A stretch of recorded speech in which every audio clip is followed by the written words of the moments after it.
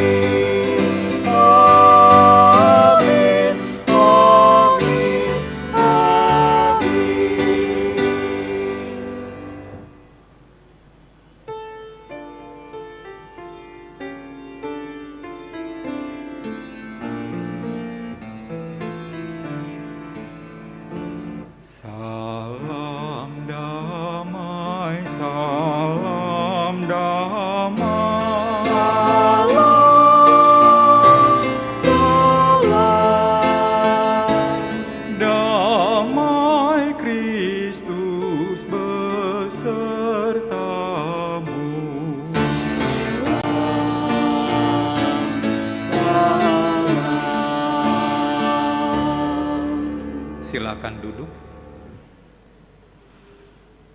Saudara, dengan naiknya Tuhan Yesus ke surga, bukan berarti kisah tentang karya keselamatan selesai, melainkan terjadilah kisah yang baru. Bukan lagi kisah Injil tentang Yesus yang tinggal di dunia, melainkan kisah para rasul. Para rasullah yang kini meneruskan pekerjaan dan pengajaran Tuhan Yesus. Pemulihan bagi Israel menjadi tugas bagi para murid. Untuk itu Tuhan memberikan kuasa Roh Kudus atas rasul-rasul, sehingga mereka mampu menjadi saksi sampai ke ujung bumi. Sebuah kisah para rasul pun dimulai. Mereka berkeliling ke berbagai tempat untuk menceritakan tentang siapa Tuhan Yesus. Tuhan memberikan tugas pengutusan juga kepada setiap orang. Dimanapun kita berada, kuasa Roh Kudus memberdayakan kita untuk bekerja dan mengajar tentang Yesus Kristus. Kisah keselamatan itu baru dimulai kembali dan kita menjadi salah satu aktornya.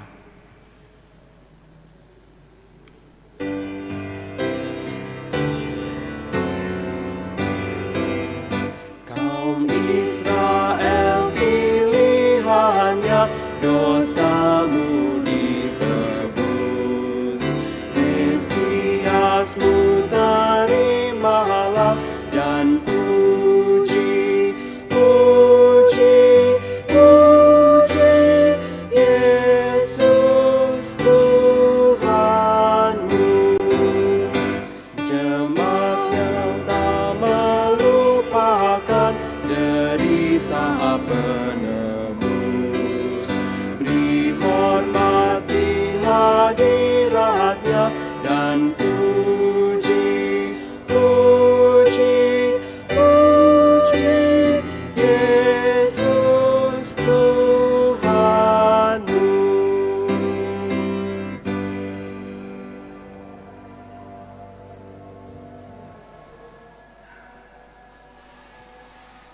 Saudara-saudara, mari kita berdoa.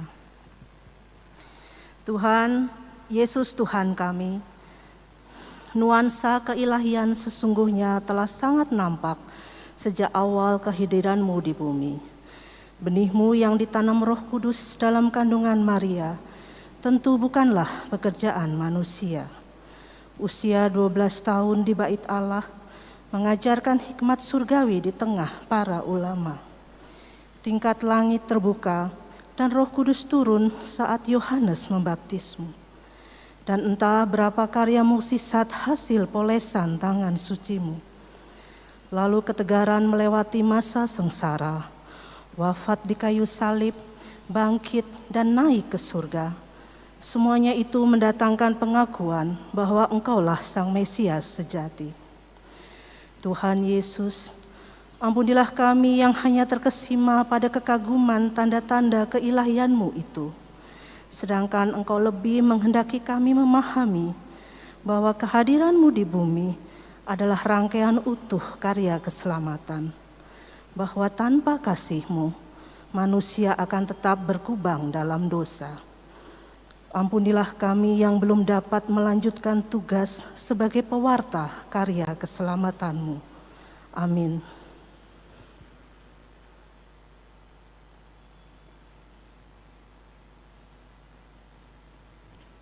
Kepada setiap orang yang dengan sungguh-sungguh datang ke hadapannya, mengakui setiap dosa dan mau bertobat, diberitakan anugerah Tuhan seperti yang dinyatakan dalam 1 Timotius pasal 3 ayat 13. Karena mereka yang melayani dengan baik beroleh kedudukan yang baik, sehingga dalam iman kepada Kristus Yesus, mereka dapat bersaksi dengan leluasa. Demikian berita anugerah dari Tuhan. Terpujilah Tuhan yang baik kepada kita semua.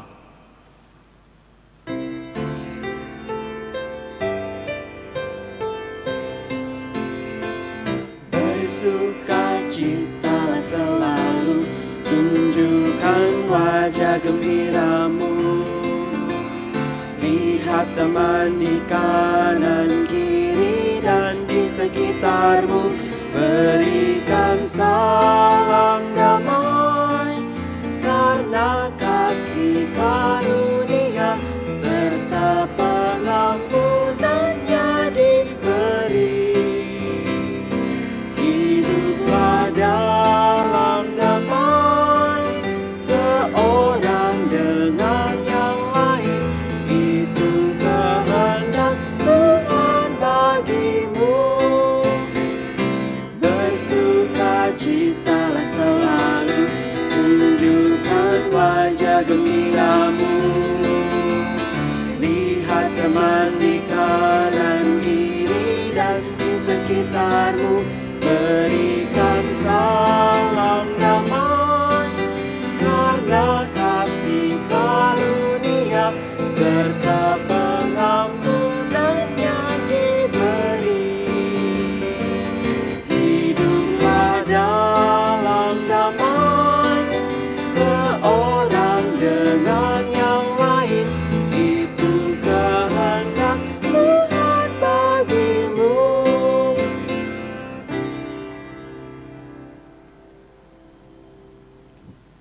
Kita berdoa. Pada hari kenaikan-Mu ya Tuhan,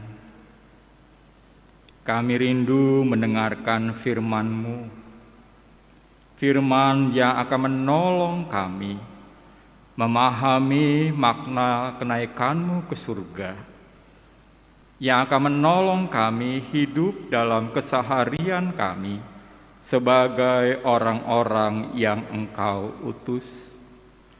Berfirmanlah ya Tuhan, kami semua bersedia untuk mendengarkannya.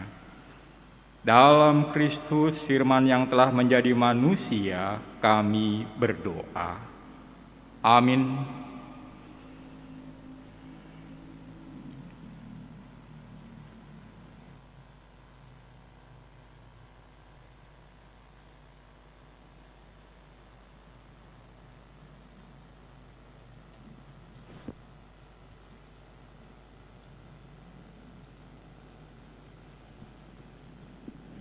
Bacaan pertama dari Kisah Para Rasul pasal pertama ayat 1 sampai dengan 11. Kisah Para Rasul pasalnya yang pertama ayat 1 sampai dengan 11. Hai Theophilus, dalam bukuku yang pertama, aku menulis tentang segala sesuatu yang dikerjakan dan diajarkan Yesus sampai pada hari Ia terangkat. Sebelum itu, Ia telah memberi perintahnya oleh Roh Kudus kepada rasul-rasul yang dipilihnya. Kepada mereka, Ia menunjukkan dirinya setelah penderitaannya selesai, dan dengan banyak tanda, Ia membuktikan bahwa Ia hidup. Sebab selama 40 hari, Ia berulang-ulang menampakkan diri dan berbicara kepada mereka tentang kerajaan Allah. Pada suatu hari, ketika Ia makan bersama-sama dengan mereka, Ia melarang mereka meninggalkan Yerusalem dan menyuruh mereka tinggal di situ menantikan janji Bapa. Yang demikian katanya, "Telah kamu dengar daripadaku, sebab Yohanes membaptis dengan air, tetapi tidak lama lagi kamu akan dibaptis dengan Roh Kudus." Maka bertanyalah mereka yang berkumpul di situ, "Tuhan, maukah Engkau pada masa ini memulihkan kerajaan bagi Israel?" Jawabnya, "Engkau tidak perlu mengetahui masa dan waktu yang ditetapkan Bapa sendiri menurut kuasanya. Tetapi kamu akan menerima kuasa kalau Roh Kudus turun ke atas kamu, dan kamu akan menjadi saksiku di Yerusalem dan di seluruh Yudea dan Samaria dan sampai ke ujung bumi." Sesudah ia mengatakan demikian, terangkatlah ia disaksikan oleh mereka, dan awan menutupnya dari pandangan mereka. Ketika mereka sedang menatap ke langit, waktu ia naik itu, tiba-tiba berdirilah 2 orang yang berpakaian putih dekat mereka, dan berkata kepada mereka, "Hai orang-orang Galilea, mengapakah kamu berdiri melihat ke langit? Yesus ini yang terangkat ke surga meninggalkan kamu, akan datang kembali dengan cara yang sama seperti kamu melihat dia naik ke surga." Demikianlah sabda Tuhan. Syukur kepada Allah.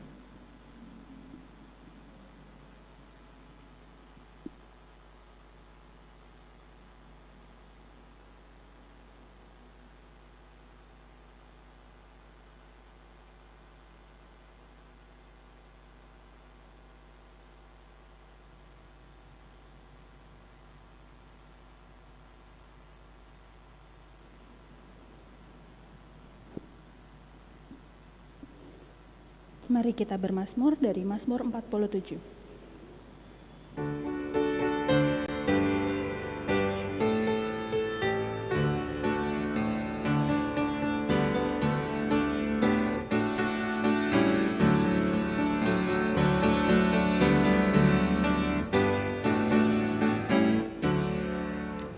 Allah telah naiklah, amin haleluya.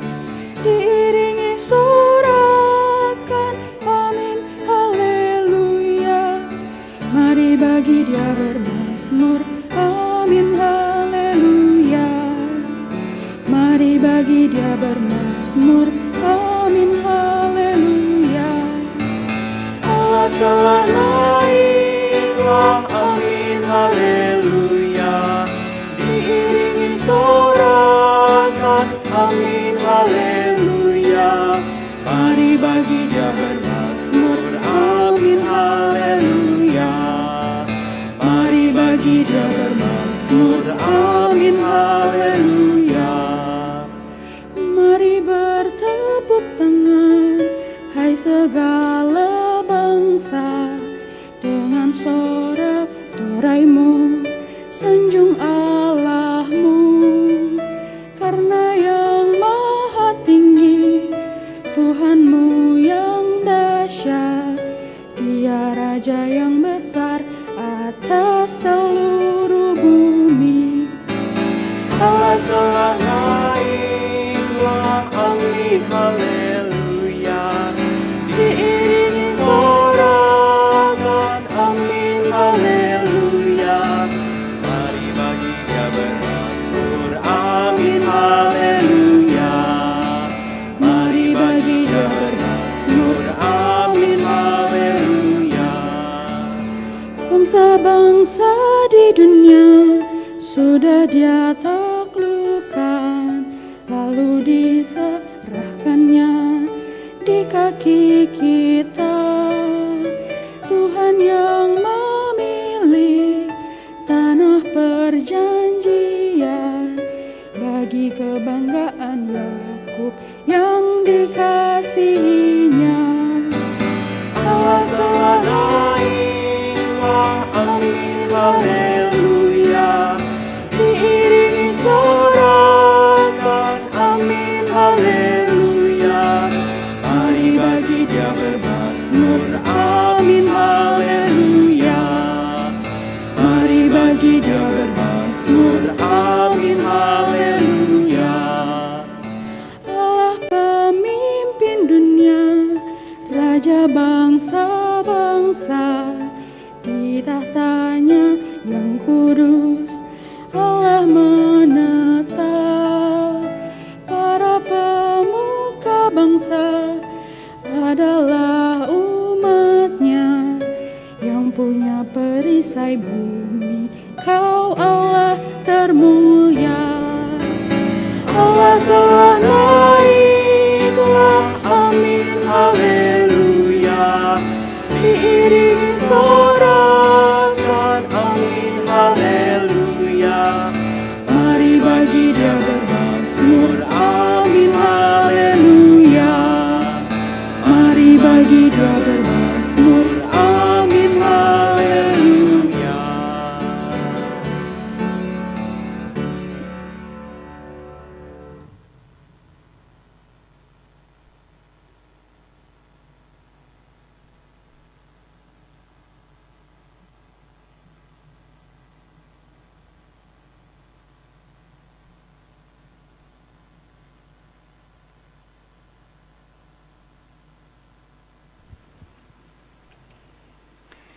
Bacaan kedua dari Efesus pasal 1 ayat 15 sampai 23. Efesus pasal 1 ayat 15 sampai 23. Karena itu, setelah aku mendengar tentang imanmu dalam Tuhan Yesus dan tentang kasihmu terhadap semua orang kudus, aku pun tidak berhenti mengucap syukur karena kamu. Dan aku selalu mengingat kamu dalam doaku dan meminta kepada Allah Tuhan kita Yesus Kristus, yaitu Bapa yang mulia itu, supaya Ia memberikan kepadamu roh hikmat dan wahyu untuk mengenal Dia dengan benar. Dan supaya Ia menjadikan mata hatimu terang, agar kamu mengerti pengharapan apakah yang terkandung dalam panggilannya. Betapa kayanya kemuliaan bagian yang ditentukannya bagi orang-orang kudus. Dan betapa hebat kuasanya bagi kita yang percaya, sesuai dengan kekuatan kuasanya, yang dikerjakannya di dalam Kristus dengan membangkitkan Dia dari antara orang mati dan menudukkan Dia di sebelah kanannya di surga, jauh lebih tinggi dari segala pemerintah dan penguasa dan kekuasaan dan kerajaan dan tiap-tiap nama yang dapat disebut, bukan hanya di dunia ini saja, melainkan juga di dunia yang akan datang. Dan segala sesuatu yang telah diletakkannya di bawah kaki Kristus, dan Dia telah diberikannya kepada jemaat sebagai kepala dari segala yang ada. Jemaat yang adalah tubuhnya, yaitu kepenuhan Dia, yang memenuhi semua dan segala sesuatu. Demikianlah sabda Tuhan. Syukur kepada Allah.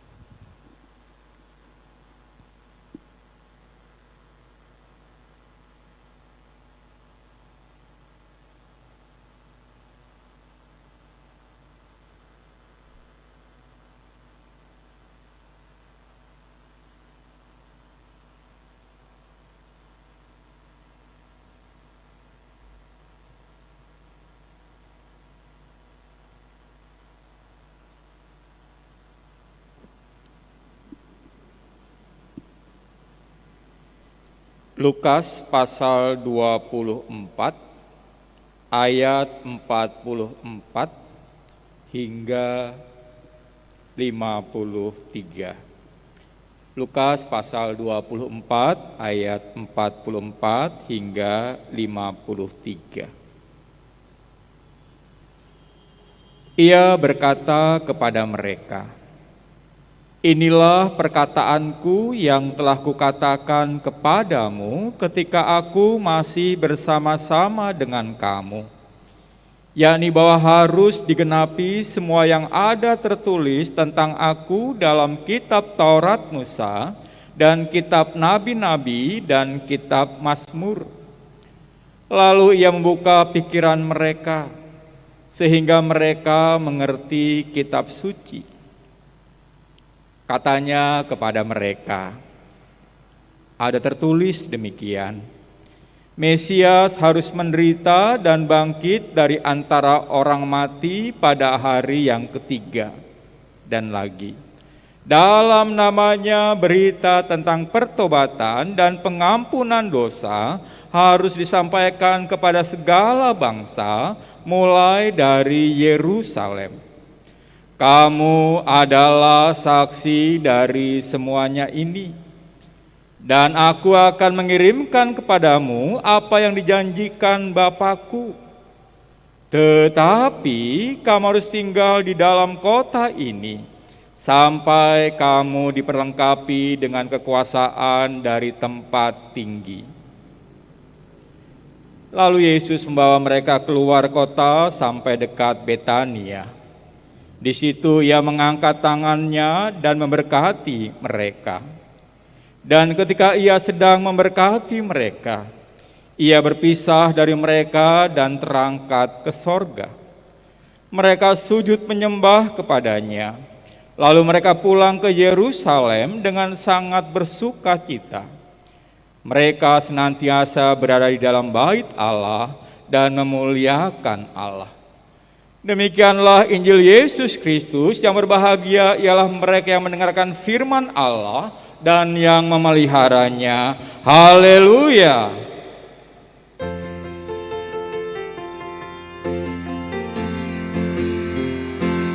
Haleluya, haleluya, pujilah Tuhanmu selamanya. Haleluya, nyanyi dan soraklah, agungkan namanya.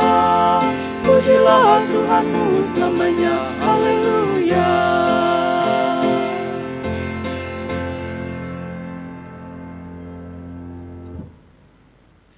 Hai Theophilus, dalam bukuku yang pertama aku menulis tentang segala sesuatu yang dikerjakan dan diajarkan Yesus Kristus sampai pada hari Ia terangkat. Demikianlah Lukas membuka buku keduanya, yaitu Kisah Para Rasul. Jelas Lukas mengatakan bahwa buku keduanya ini kelanjutan dari buku pertamanya, Injil Lukas. Dan Injil Lukas memuat segala sesuatu yang dikerjakan dan diajarkan Yesus Kristus. Yesus tidak diperkenalkan sebagai orang yang hanya bisa bicara dan mengajar. Namun Yesus diperkenalkan Lukas sebagai orang yang bekerja dan mengajar. Lukas menyatakan Yesus sebagai pribadi yang bekerja, bukan sebagai pribadi yang diam termangu atau bertopang dagu. Saudara yang dikasihi Tuhan, sesungguhnya inilah kesimpulan dari keseluruhan Injil Lukas. Kata dan karya Yesus orang Nazaret. Kata-kata Yesus Kristus merupakan kristalisasi dari karyanya. Dan karya Yesus merupakan bukti nyata dari kata-katanya. Kata dan karya itu manunggal dalam diri Yesus orang Nazaret. Dan jangan pula kita lupa, Yesus adalah firman yang menjadi manusia. Firman yang menjadi daging. Kata-kata yang menjadi perbuatan atau tindakan. Saudara, kalau kita simak pembukaan kisah para rasul tadi, Lukas juga memberi catatan tentang Yesus yang bangkit. Kepada para muridnya, Yesus menunjukkan dirinya setelah penderitaannya selesai. Dan dengan banyak tanda, Ia membuktikan bahwa Ia hidup. Selama 40 hari, Ia berulang-ulang menampakkan diri dan berbicara kepada mereka, kepada para murid tentang kerajaan Allah. Catatan ini penting, sebab tak mudah bagi banyak orang untuk mempercayai Yesus yang terangkat ke surga. Dan hanya orang yang sungguh-sungguh bangkitlah yang mungkin naik ke surga. Bahkan Lukas menyatakan bahwa Yesuslah yang memberikan banyak tanda yang membuktikan bahwa Ia hidup. Tidak sehari, tidak 2 hari, tetapi selama 40 hari. Berdasarkan catatan Lukas inilah gereja kemudian hari memperingati kenaikan Yesus Kristus ke surga. Jadi hari ini adalah 40 hari setelah Paskah. Kenaikan Yesus ke surga adalah terjadi setelah 40 hari kebangkitannya. Sekali lagi Lukas mengatakan Berulang-ulang Yesus menampakkan diri dan berbicara tentang kerajaan Allah. Itulah kegiatan yang dilakukan Yesus orang Nazaret. Kerajaan Allah bukanlah sebuah konsep tentang surga. Namun kerajaan Allah adalah suatu suasana atau keadaan atau atmosfer di mana Allah itu raja.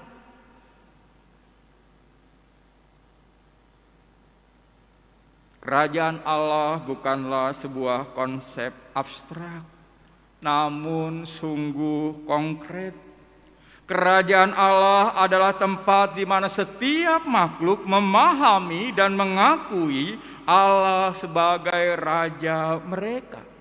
Selama saya dan saudara-saudara mengakui bahwa Allah adalah raja, disitulah kerajaan Allah hadir.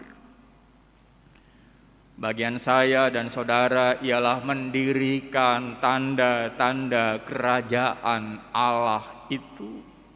Artinya apa yang kita pikirkan, rasakan, perbuat, ucapkan memperlihatkan bahwa kita adalah hamba dan Allah lah raja. Menarik disimak saudara. Meski Tuhan sudah 40 hari bicara soal kerajaan Allah, toh masih disalah tafsirkan para murid. Mereka kurang paham akan konsep kerajaan Allah itu. Sehingga mereka bertanya kepada sang guru, "Tuhan, maukah engkau pada masa ini memulihkan kerajaan bagi Israel?" Mereka agaknya memahami bahwa di dalam kerajaan Allah tentu semuanya serba senang. Jika Yesus menjadi raja, maka semua orang terdekatnya tentulah akan menjadi orang-orang penting. Mereka mendambakan kestabilan politik. Itu berarti kestabilan hidup mereka. Mereka ingin dipulihkan. Mereka sudah capek, sudah bosan hidup dalam ketakutan terhadap kejaran orang-orang Yahudi, juga ditekan oleh pemerintah Romawi. Mereka ingin kestabilan hidup dan berharap semuanya itu terjadi sekarang ini. Dengan lain perkataan, para murid ingin semuanya berakhir. Kerajaan Allah itu hadir saat itu juga. Dalam pandangan mereka, kebangkitan Yesus semestinya membuat semuanya purna, selesai dengan happy ending. Tentu ini bukan permintaan buruk. Siapa pula orang yang tidak ingin hidup mapan? Manusia menginginkan hidup yang bebas dari ketakutan. Namun Yesus tidak mengabulkan keinginan yang baik itu. Mereka punya keinginan, tetapi Yesus memberikan apa yang mereka sungguh-sungguh butuhkan, yakni kemampuan untuk tetap bertahan dalam kesulitan hidup. Dengan tegas sang guru berkata, "Engkau tidak perlu mengetahui masa dan waktu yang ditetapkan Bapa sendiri menurut kuasanya. Tetapi kamu akan menerima kuasa kalau Roh Kudus turun atas kamu." Saudara, jika para murid merasakan bahwa semuanya sudah purna dengan kebangkitan Yesus, sang guru melihat bahwa semuanya itu merupakan awal baru bagi para murid. Jika Injil Lukas merupakan kisah sang guru, kisah para rasul merupakan kisah para murid yang dimampukan oleh Roh Kudus. Saudara yang dikasihi Tuhan, Kristus tidak menjanjikan hidup yang nyaman dan bebas dari segala persoalan. Bagaimanapun hidup yang gampang dan bebas dari segala persoalan tidak akan pernah mendewasakan manusia. Dan Yesus tidak ingin para muridnya menjadi orang yang maunya enak-enak saja. Dan Roh Kuduslah yang akan menolong mereka untuk menjalani hidup di dunia ini. Lukas di akhir Injilnya mengatakan, dan aku akan mengirim kepadamu apa yang dijanjikan Bapamu. Tetapi kamu harus tinggal dalam kota ini sampai kamu diperlengkapi dengan kekuasaan dari tempat tinggi. Saudara, kesulitan hidup memang gampang diomongkan ketimbang dijalani. Dan sebagai Kristen, setiap orang percaya tidak pernah dibebaskan dari kesulitan hidup itu. Tidak ada jaminan kita tidak sakit. Tidak ada jaminan bahwa kita kebal COVID. Tetapi jaminannya adalah saudara dan saya akan punya kuasa ketika Roh Kudus itu ada di hati kita. Pada akhirnya saudara, pada hemat saya, kisah para rasul sejatinya juga kisah kita. Kisah saudara dan saya. Saudara dan saya harus tetap hidup di dunia ini menjadi saksi Kristus. Mengapa harus menjadi saksi Kristus? Logikanya karena Kristus tidak ada lagi di dunia ini secara fisik. Yang ada kita, saudara dan saya. Perhatikan KTP kita. Dalam kolom agama tertulis Kristen. Artinya pengikut Kristus. Yesus Kristus secara fisik tidak ada di dunia sekarang ini. Saudara dan sayalah yang secara fisik ada di dunia sekarang ini. Saudara dan saya dipanggil menjadi saksi Kristus, dipanggil menjadi pengikut Kristus. Dan dimulai dari Yerusalem. Saudara, belajar menjadi saksi Tuhan, itu belajar menjadi saksi di rumah sendiri. Belajar menjadi saksi bagi orang-orang terdekat. Itu modal terbesar seorang saksi. Jika dia dipercaya oleh orang-orang sekitarnya, maka tak sulit bagi dia menjadi saksi di tempat yang lebih luas. Dan menjadi saksi berarti memperlihatkan Kristus. Memperlihatkan Kristus.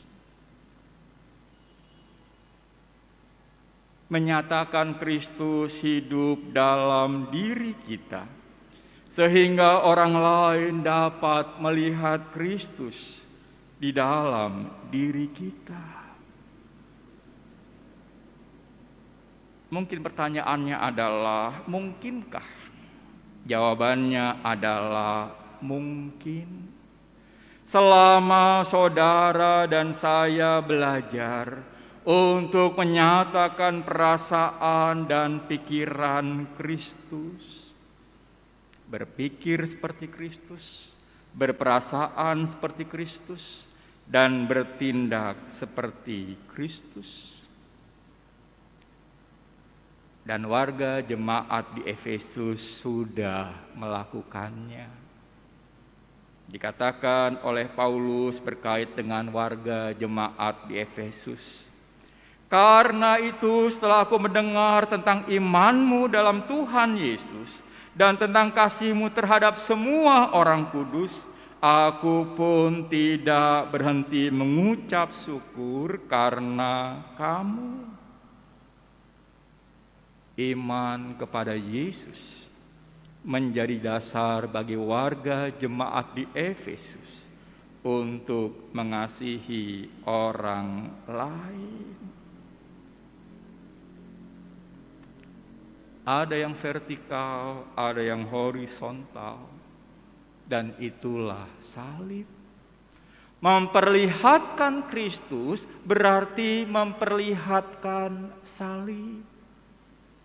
Yang vertikal itu ketaatan kepada Bapa, kasih kepada Bapa menjadi dasar bagi saudara dan saya untuk yang horizontal. Kalau hanya vertikal aja itu namanya tiang listrik. Hanya horizontal saja namanya balok. Saudara dan saya dituntut untuk memperlihatkan salib. Yang vertikal dan yang horizontal. Saudara, itulah yang disebut dengan menjadi saksi. Kenaikan itu penuh dengan simbol. Ketika Yesus terangkat ke sorga, para murid menyembah Dia. Mau ngapain lagi coba? Hanya itu yang bisa dilakukan manusia ketika berhadapan dengan kemuliaan Allah. Tunduk. Kalau begitu, menjadi panggilan saudara dan saya untuk memulai kisah yang baru itu. Menjadi panggilan saudara dan saya untuk menjadi saksi Kristus. Kisah para rasul bisa diganti dengan kisah nama saudara masing-masing. Saudara dan saya adalah aktornya. Ini adalah kisah kita semua. Ini kisah saudara dan saya. Memperlihatkan Kristus sehingga orang boleh merasakan kasih Kristus. Mari kita berbenah, saudara. Mari kita menata diri kita. Mari kita periksa kewajiban-kewajiban yang harus kita tanggung. Entah di tengah keluarga, gereja, masyarakat. Itu pun bisa besar, bisa kecil. Tapi pertanyaannya adalah apakah saudara sudah memperlihatkan Kristus? Itu panggilan kita pada hari kenaikan ini. Amin.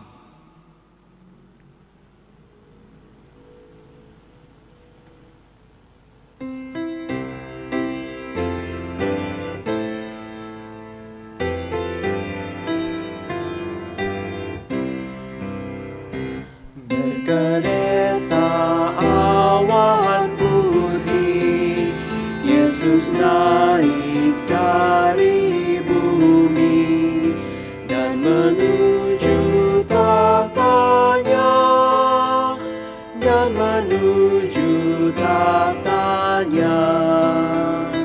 Bertelutlah tiap makhluk, tiap lidah pun mengaku Yesus Tuhan semesta, Yesus Tuhan semesta.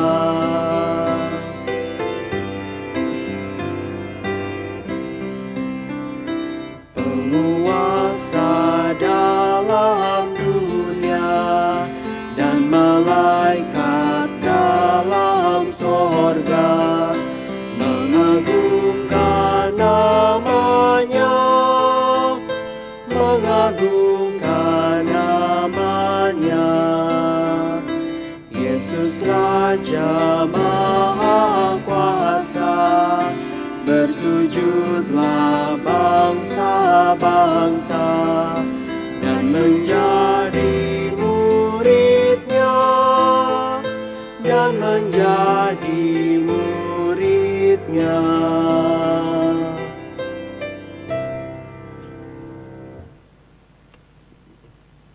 Saudara-saudara yang terkasih dalam Tuhan Yesus Kristus, kami undang untuk bangkit berdiri. Marilah bersama-sama dengan gereja di segala abad dan tempat, kita mengaku iman kita seturut dengan pengakuan iman rasuli demikian. Aku percaya kepada Allah, Bapa yang Maha Kuasa, Khalik langit dan bumi, dan kepada Yesus Kristus, anaknya yang tunggal Tuhan kita, yang dikandung dari Roh Kudus, lahir dari anak darah Maria, yang menderita di bawah pemerintahan Pontius Pilatus, disalibkan, mati dan dikuburkan, turun dalam kerajaan maut. Pada hari yang ketiga, bangkit pula dari antara orang mati, naik ke surga, duduk di sebelah kanan Allah, Bapa yang Maha Kuasa, dan akan datang dari sana untuk menghakimi orang yang hidup dan yang mati. Aku percaya kepada Roh Kudus, gereja yang kudus dan am, persekutuan orang kudus, pengampunan dosa, kebangkitan daging, dan hidup yang kekal. Amin. Dengan tetap berdiri, kita bergandeng tangan doa Bapa kami.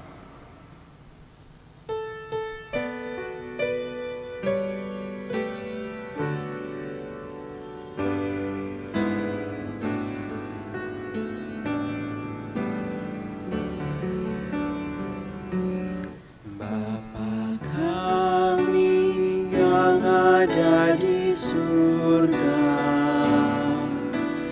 dikuduskanlah namamu, datanglah kerajaanmu, jadilah kehendakmu di bumi seperti di surga.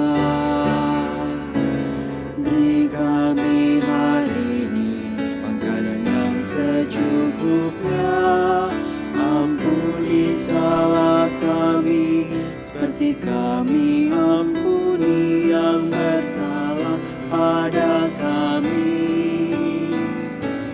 Jangan bawa kami dalam pencobaan, melainkan lepaskan kami dari yang jahat. Kaulah yang punya kerajaan dan kuasa dan kemuliaan sampai selama-lamanya. Amin.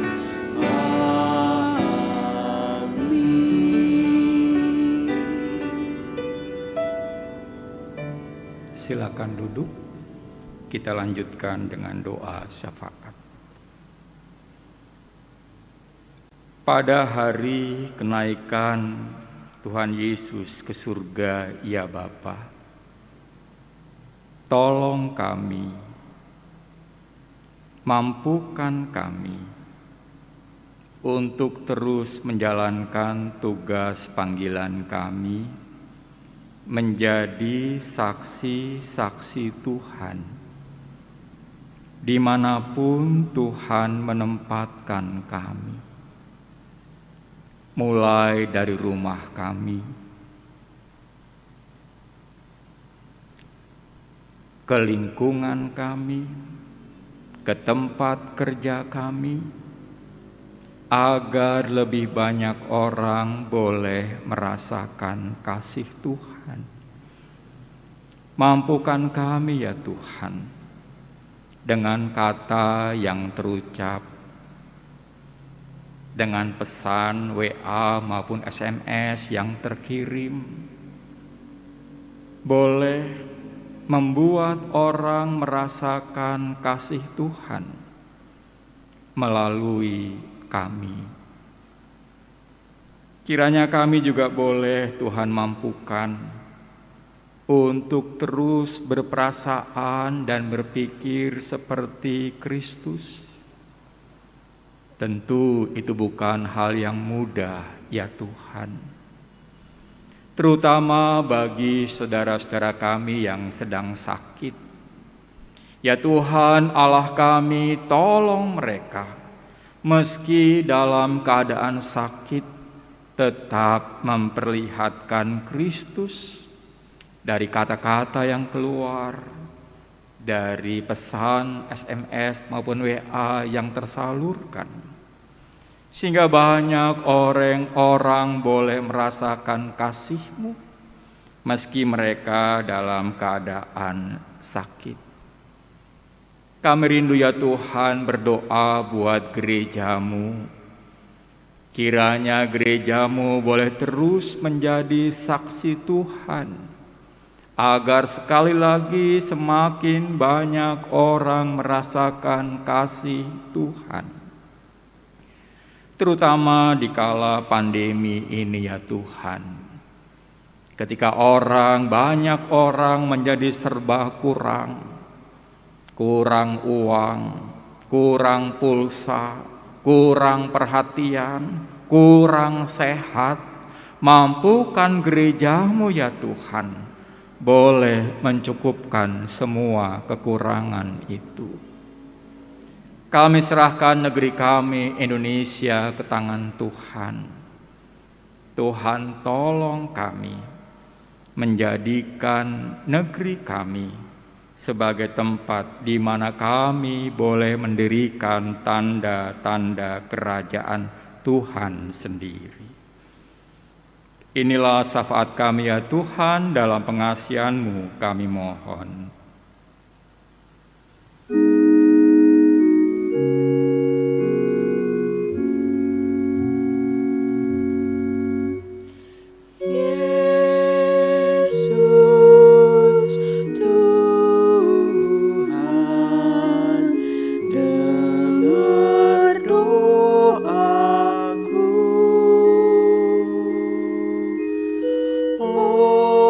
Orang lain Kau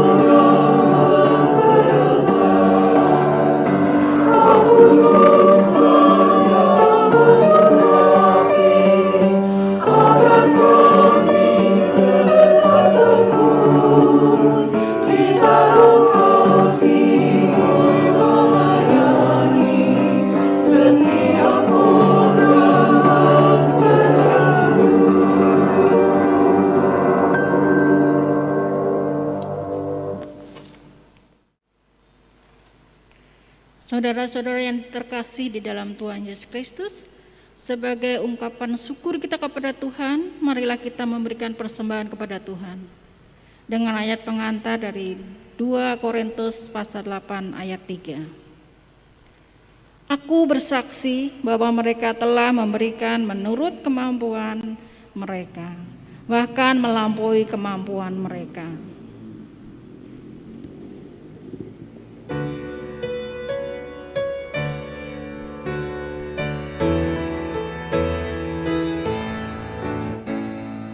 Di jalan hidup yang lebar sempit, orang sedih mengerang. Tolong mereka yang dalam gelap, bawalah sinar terang. Pakailah aku jalan berkatmu, memancarkan cahayamu.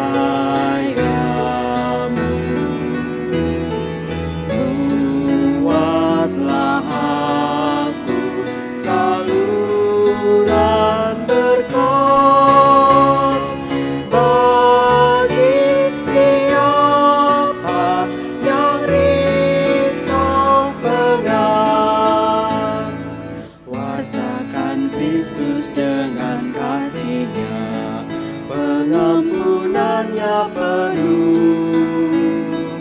Orang kan datang apabila engkau menjadi saksi teguh. Pakailah aku jalan berkatmu, memancarkan cahayamu. Buatlah aku saluran berkat bagi siapa yang risau penat.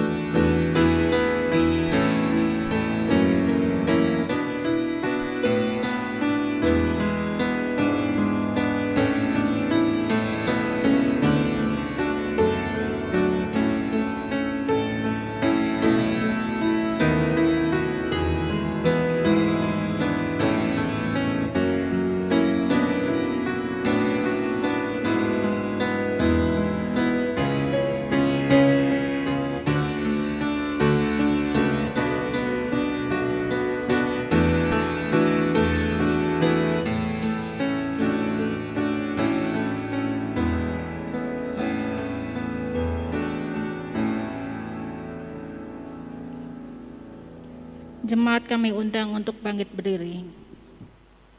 Marilah kita aturkan persembahan kita kepada Tuhan dengan berdoa. Kami bersyukur untuk taburan kasih-Mu dan sabda-Mu. Tuhan senantiasa memelihara dan menguatkan kami dalam mengelola dan menghadapi pandemi hingga saat ini. Terimalah dan berkatilah persembahan umat-Mu ini, agar dapat kami pergunakan untuk pekerjaan dan pelayanan Tuhan di gereja kami. Tuhan berkati juga mereka yang mengelola persembahan ini. Tuhan berikan hikmat dan bukalah hati kami untuk mengenal betapa banyaknya berkat dan karunia yang kami peroleh dari Tuhan, supaya kami semua selalu bersyukur. Ajarkan kami menjadi saksi untuk menceritakan karya keselamatan Kristus. Dalam nama Tuhan Yesus kami sudah berdoa dan mengucap syukur. Amin.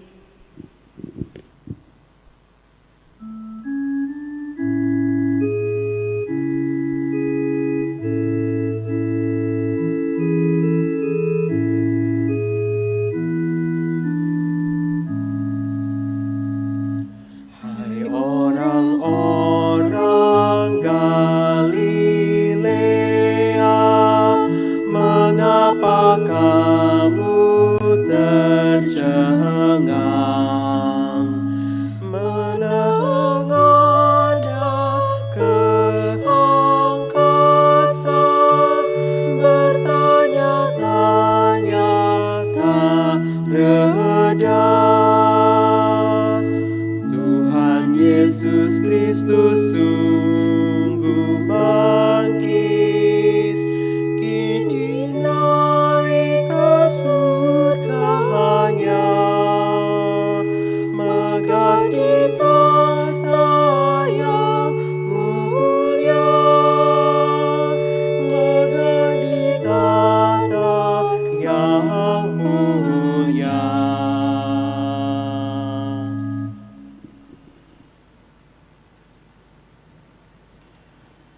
mengarahkanlah hatimu kepada dunia. Kami mengarahkan hati kepada dunia.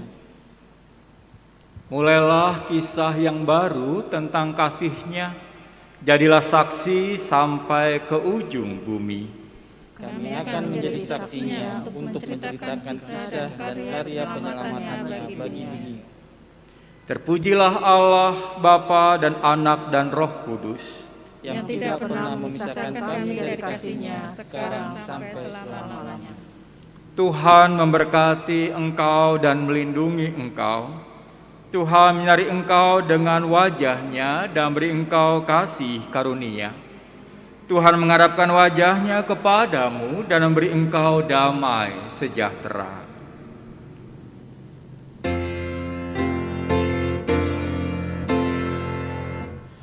Amin.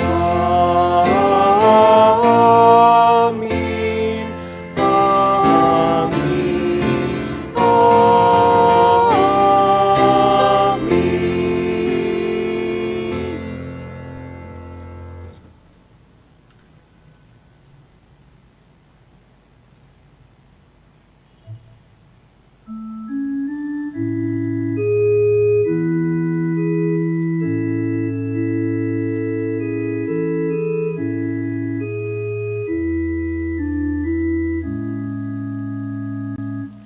Tetapi jangan kamu ragu, percayalah kepadaku.